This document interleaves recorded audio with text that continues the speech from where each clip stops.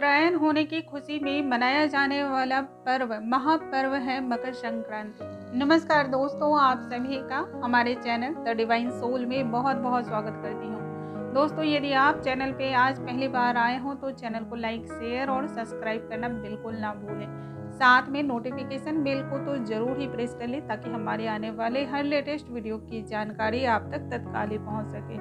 दोस्तों, यदि मकर संक्रांति के दिन आप कुछ चीज़ों का दान करते हैं तो आपको इसका फल जो है ना 100 गुना अधिक मिलता है। कहा भी जाता है इस दिन से सभी शुभ कार्यों की शुरुआत हो जाती है। कोई भी शुभ मांगलिक कार्य को आप कर सकते हैं। सूर्य के उत्तरायण होने का मतलब होता है कि इस दिन जो है देवताओं का द्वार खुल जाता है। जो स्वर्ग का द्वार होता है वो खुल जाता है। आप इस बात को ऐसे समझ सकते हैं कि इससे पहले यानी कि मकर संक्रांति के पहले तक सूर्य दक्षिणायन होते हैं, यानी कि दैत्यों या नकारात्मक शक्तियों के लिए ये बहुत ही ज़्यादा प्रभावकारी होता है। और जब सूर्य उत्तरायण की ओर हो जाते हैं तो समझ जाएं कि देवताओं यानी कि दैविक शक्तियों का जो प्रभाव है वो अधिक हो जाता है, उनका फल अधिक फलित फूलित होता है। यदि आप इस दौरान कोई भी कार्य करते हैं तो देवताओं का और देवियों का प्रभाव सबसे ज़्यादा होता है। दैविक उसमें शक्ति आ जाती है, दैविक ऊर्जा का वास होता है।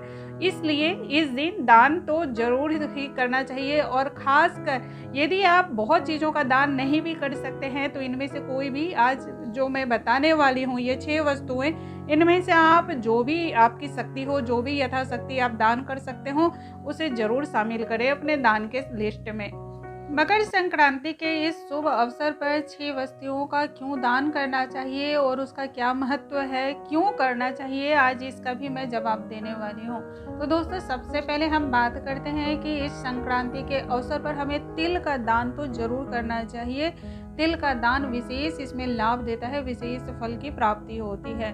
कहा भी जाता है कि जब भगवान सूर्य बहुत ज़्यादा नाराज हो गए थे तब शनि देव ने भगवान सूर्य की आराधना करने में तिल का उपयोग किया था और सूर्य भगवान इससे जो है खुश हो गए थे। तो भगवान सूर्य जब खुश हो गए थे तब उन्होंने शनिदेव को आशीर्वाद दिया था कि मकर संक्रांति के अवसर पर वो जब भी आएंगे उनकी तिल से ही विशेष तौर पे पूजा की जाए, आराधना की जाए, जिससे जो है ना वो बहुत ही जल्द प्रसन्न हो जाते हैं। तो अब आप समझ जाएं, इस दिन जो है आप भगवान सूर्य की और शनि देव की, इसके साथ ही भगवान विष्णु की तिल से विशेष तौर पर पूजा भी करें और तिल की वस्तुओं का दान भी करें। तिल की चक्की आप दान कर सकते हैं, तिल के लड्डू का भी आप दान कर सकते हैं, या फिर आप चाहें तो साबुत तिल भी दान कर सकते हैं। इस दिन तिल का विशेष महत्व होता है और यही कारण है कि इस दिन तिल का दान होता है। तिल को आप 2 तरीके से जरूर दान करें। एक, ब्राह्मणों को आप दान करें और दूसरा, तिल के वस्तुओं से कोई भी चीज़, मिठाई, लड्डू कुछ भी बनी हुई अगर है तो जो भी गरीब होते हैं या फिर जो भी असक्षम होते हैं उस दिन तिल खाने में, तो उन्हें भी आप उनसे बनी हुई वस्तुएं दिए। इससे आपको जो है पुण्य फल की प्राप्ति होती है। यदि आप इस दिन तिल का दान करते हैं तो आपके ग्रह नक्षत्रों में, आपकी कुंडली में शनि दोष से जो भी पीड़ा रही हो वो भी समाप्त होते हैं। शनि देव से आपको जो भी नकारात्मक प्रभाव उनका झेलना पड़ रहा है उससे भी आपको शांति प्राप्त होती है। तो तिल का विशेष महत्व है, आप इस बात का ध्यान रखें।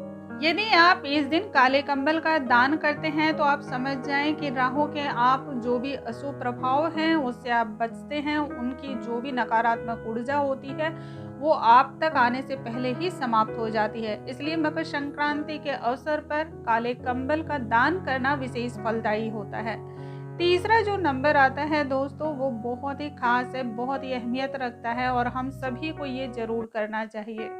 मकर संक्रांति के दिन हमें गुड़ का जरूर दान करना चाहिए और इस बार तो और भी खास है दोस्तों, क्योंकि मकर संक्रांति गुरुवार के दिन पर रहा है। तो समझ जाएं कि गुड़ का दान तो और भी ज़्यादा आपको लाभ देने वाला है। गुड़ का यदि आप दान करते हैं तो समझ जाएं दोस्तों, इससे आपको जो भी भगवान बृहस्पति से जो भी नकारात्मक आपके ऊपर कुंडली में जो भी नकारात्मक असर है या फिर जो भी दुष्प्रभाव है आपकी कुंडली पर वो भी समाप्त होता है। भगवान सूर्य भी इससे बहुत ज़्यादा खुश होते हैं, क्योंकि गुड़ भगवान सूर्य को का कारक होता है, तो इससे भगवान सूर्य भी खुश होते हैं और शनि देव भी प्रसन्न होते हैं। तो गुड़ का दान इस दिन जरूर करें और ज्योतिष में वैसे भी गुड़ का दान करना विशेष माना जाता है। दोस्तों इस दिन गुड़ का दान भी करें और गुड़ का सेवन भी करें, दोनों बहुत ही लाभप्रद है। तो आप इसे बिल्कुल ना भूलें। आप चाहें तो गुड़ और मुड़मुड़े के लड्डू भी बनाकर दान कर सकते हैं, या फिर आप गुड़ की चक्की भी यदि आप बना सकते हैं तो उसे भी आप दान कर सकते हैं। कुछ ना कुछ गुड़ की चीज़ें तो ज़रूर दान करें, विशेष फलदायी है। और ध्यान रखें इस बार गुरुवार चूंकि पड़ रहा है तो ये और भी ज़्यादा लाभप्रद हो गया है। चौथा जो है वो है खिचड़ी का दान। दोस्तों आप सभी इस बात से शायद वाकिफ होंगे कि मकर संक्रांति मुख्य तौर पर खिचड़ी का पर्व ही माना जाता है, क्योंकि इस समय नया नया धान का फसल जो है ना वो काटा जाता है। तो चावल मुख्य रूप से इस समय होता है, और चावल एक अक्षय अनाज की गिनती में भी आता है। जैसा कि आप सभी जानते हैं चावल को अक्षय अनाज की गिनती में रखा जाता है। आप इसे भगवान को भी अर्पण करते हैं और भगवान को भी चढ़ाते हैं। देवी देवताओं की पूजा में भी विशेष तौर पर अनाज में जो है चावल का उपयोग किया जाता है। और कहा भी जाता है बिना चावल के, बिना अक्षत के किसी भी देवी देवता की पूजा अधूरी होती है। तो अब आप समझ जाएं कि चावल का कितना ज़्यादा अहमियत है और कितना अहम रोल है इसका ज्योतिष शास्त्र में। इस दिन जो है चावल और इसके साथ ही काली उड़द जो कि शनि का कारक मानी जाती है, शनि का प्रभाव इसमें होता है। तो चावल और काली उड़द की दाल की जो खिचड़ी बनती है, खास तौर पर इसके दान का विधान होता है। ऐसा करने से जो है ना शनि के प्रकोप से भी आप बच सकते हैं, उसके कुप्रभाव से भी आपका बचाव होता है। और इसके साथ ही दोस्तों यदि आप इस दिन खिचड़ी का दान करते हैं तो समझ जाएं कि इससे आपके पितरों को भी शांति मिलती है। पांचवा जो दान होता है दोस्तों वो है नए वस्त्रों का। आप ध्यान रखें कि नए वस्त्र ही दान करने हैं। अक्सर लोग दान तो करते हैं लेकिन फटे पुराने जो भी उनके घर में उनके काम के या फिर उनके उपयोग की चीज़ें नहीं होती हैं वैसी चीज़ें वो दान करते हैं। तो ऐसी चीज़ें दान नहीं करनी चाहिए। हमारे ज्योतिष शास्त्र में इस बात का उल्लेख भी है कि हमें हमेशा ही जिसे भी जो भी ज़रूरतमंद को आप दान कर रहे हैं वस्त्र, तो आप उनको बहुत ही सही दान करें। इस बात का हमेशा ध्यान रखें कि जो वस्त्र आप दान करें वो नए हो, कहीं से भी कटे फटे या फिर पुराने वस्त्र ना दान करें। उसका जो है ना आपको फल नहीं प्राप्त होता है। उसको आप यदि फटे पुराने कपड़े दान करते हैं तो उससे आपको लाभ की प्राप्ति नहीं होती है। खासकर इस दिन तो विशेष तौर पर फटे पुराने कपड़ों का दान नहीं करना चाहिए।